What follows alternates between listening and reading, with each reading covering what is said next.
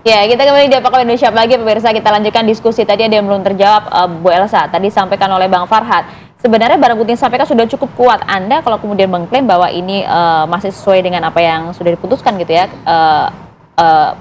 pembunuhan dan juga pelecehan gitu ya. Bukti-bukti kuat mana? Karena dibantah semua oleh saksi-saksi yang hadir kemarin.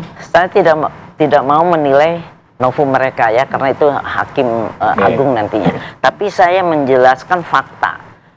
Jadi fakta penemuan korban itu bukan satu orang, tetapi ada Suroto, ada Aibtu Supardi, ada Muhyiddin, ada Suja, ada juga Tatang. Kesesuaiannya bagaimana?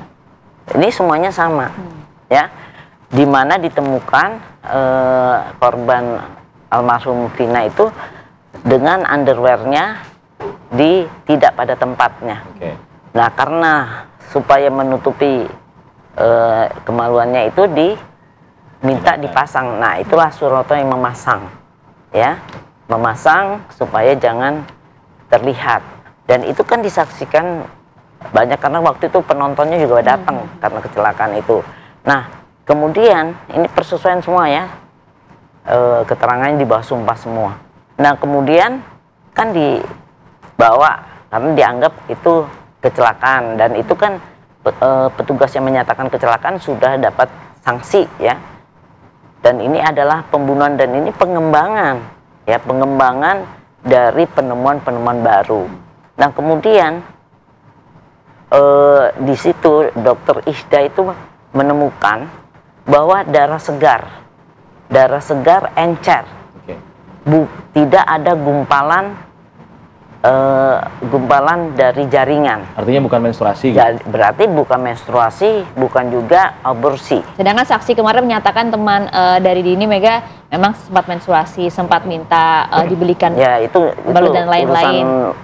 Urusan dia lah. Terus yang jadi udah jelas itu kan kita bicara ilmiah ya, yang menemukan visum itu visum luar waktu itu karena dibilang kecelakaan. Jadi mereka tidak bisa lebih dari visum dalam karena kecelakaan. Kan udah dikubur 9 hari kemudian kan ada terjadi perubahan, perubahan dari korban. Nah, Dokter Adri Nur Rohmat itulah yang memeriksa dalam memeriksa dalam ternyata ada namanya trauma benda tajam. Di sini di pipi sebelah kanan dari almarhum Vina itu ada jahitan.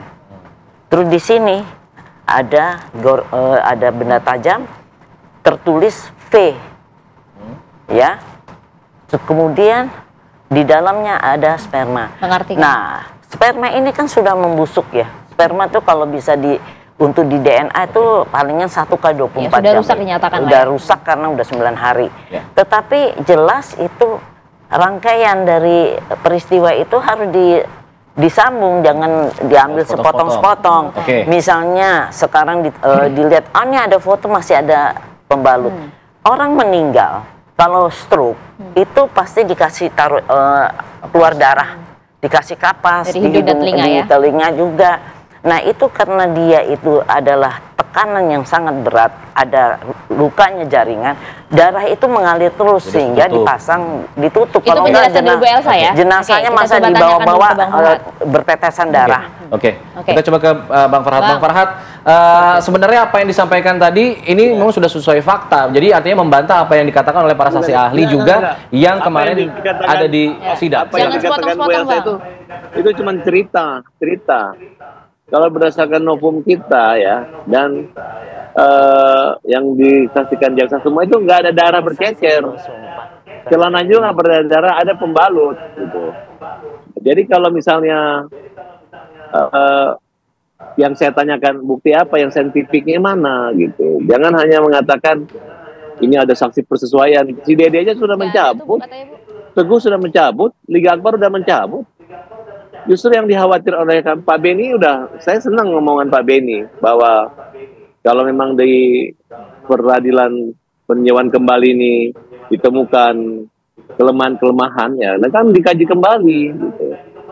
Ya, karena kita sudah berhasilkan bukti, misalnya saksi ahli pidana Pak Asmi, beberapa putusan yang tidak sesuai, yang tidak ada ini masuk, itu kan sudah jelas kelemahannya walaupun dibantah oleh jaksa. Nah, tapi udah saya nggak usah bahas putusan lagi, tapi yang masalah bukti dulu. Sampai sana Bang. Kalau bukti, halo, masalah visum aja, masalah visum ini paling penting.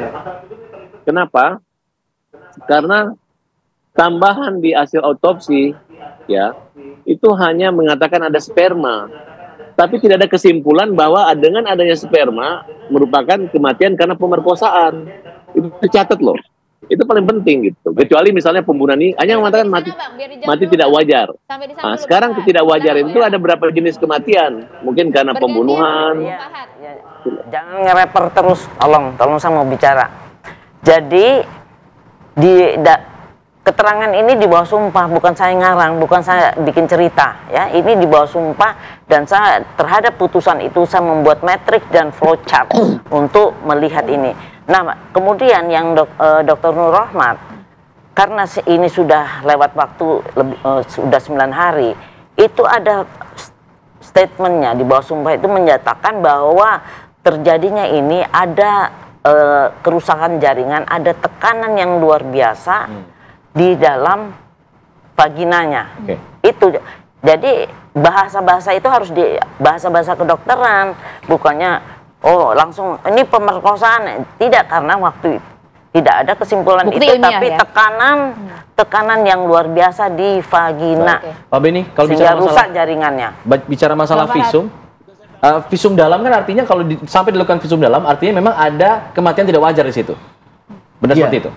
Jadi dalam konteks ini karena bergeser ya, tadinya kecelakaan, kemudian ditemukan bukti-bukti lain dan dinyatakan ini pembunuhan, maka dilakukan ekshumasi, gali kubur, kemudian otopsi dalam.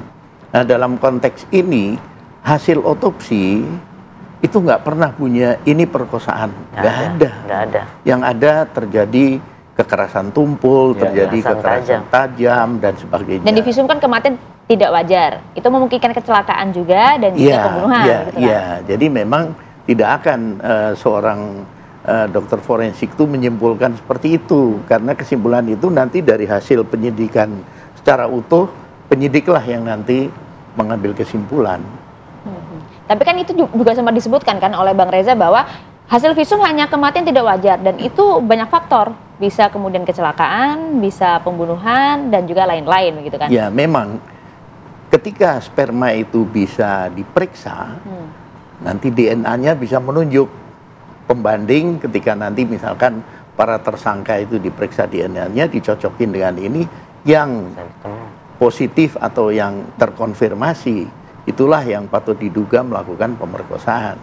Tapi kelemahan di sini peluang kecelakaan di sana seperti apa, Pak Beni? Ya. Peluang kecelakaan di sana seperti apa? Peluang kecelakaan tentunya pada proses pengadilan pasti sudah diuji juga. Pasti ada argumentasi yang dimunculkan. Tetapi hakim atau pengujian bukti-bukti yang ada di pengadilan menunjukkan itu pembunuhan. Baik, Bang Farhat, tadi Bu Elsa juga mengatakan ada bukti visum hasil kekerasan benda tajam tadi Bu ya? Di pipi dan ada jahitan. Ada jahitan begitu di muka. Tidak ada, makanya nonton dong kemarin kesaksian ahli visum itu dari ahli forensik ya. Bahwa kasus ini adalah kasus yang lebih mengejar pada pengakuan tersangka saja. Tidak ada satu orang pun ya, saksi yang menyaksikan, melihat dan mengalami hal tersebut. Kalau Aib dan Dade itu jaraknya dari 120 meter dan dia ketakutan, dia kabur, kemudian disumpah sama polisi, kemudian tidak dihadirkan ke pengadilan loh. Kasus 340 nggak dihadirkan ke pengadilan. Jadi kita janganlah mengatakan ini saksi di bawah sumpah. Emang kenapa kalau saksi di bawah sumpah di kepolisian? Justru ini yang diragukan menurut Reza Indragiri, ada dua kejahatan yang didapat ini, ada kebohongan, kedua sengaja lembaga yang penegak hukum yang menutupi kebohongan itu. Nah kemudian anehnya, kan saya katakan kemarin, cara pembelaan kepolisian nggak perlu dengan begini, tapi cukup mengatakan begini, karena kunci pokok utamanya adalah jaksa yang menyatakan sempurna P21 dan pelimpahan, itu tanggung jawabnya. Makanya di persidangan nggak ada polisi lagi. Nah kalau ada kesalahan, kekeliruan ya salah jaksanya, eksaminasi jaksanya, pecat jaksanya. Kemudian polisi mengikuti petunjuk jaksa baru sebenarnya. Dari hasil kesimpulan ini, oh ternyata memang ada satu kelemahan yang betul tidak memenuhi scientific crime investigation. Nah, silakan, jangan lagi meyakinkan ini pemerkosaan. Boleh dijawab dulu Bang, boleh dijawab dulu Bang. Hasil dari keterangan yang disampaikan di kesaksian kemarin. Waduh, silakan Bu Elsa. Singkat ditanggapi. Ya, ini keterangannya di bawah sumpah ya. Jangan bicara aib, yang ini kan hadir di persidangan. Dr. Nur Rahmat juga hadir, Dr. Ida Sylvia juga hadir, Dr. Rahma juga hadir. Jadi bukan, nggak bisa dibandingkan dengan aib ya. Aib disumpahnya di penyidik, tapi kalau yang ini yang saya sebut semuanya hadir di persidangan dan di bawah sumpah. Dan kalau menyatakan ada trauma benda tajam, ada trauma benda tumpul, itu dijelaskan oleh, dan semuanya ada di hasil putusan begitu ya, Bu, ya? Hasil putusan saya tidak ngarang cerita.